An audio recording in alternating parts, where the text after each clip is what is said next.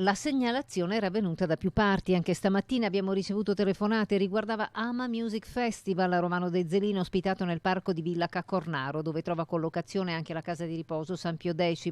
I telespettatori ci avevano segnalato musica a tutto volume fino all'1:30 di notte per 4 giorni di festival musicale, finito domenica, e la domanda che nasceva spontanea: com'era possibile che proprio a ridosso di una casa di riposo fosse stata concessa tale autorizzazione?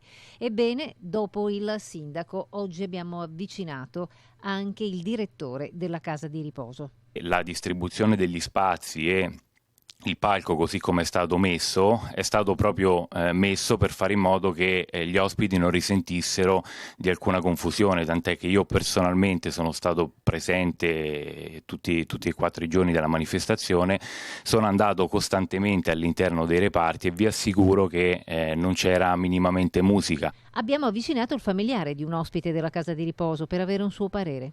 Internamente qua, anche nel maggior volume di suono, internamente non si sentiva assolutamente niente. Insomma, il problema è stato soprattutto per i residenti delle zone limitrofe che non hanno potuto chiudere occhio, ma tant'è che tutto si è svolto con regolari permessi.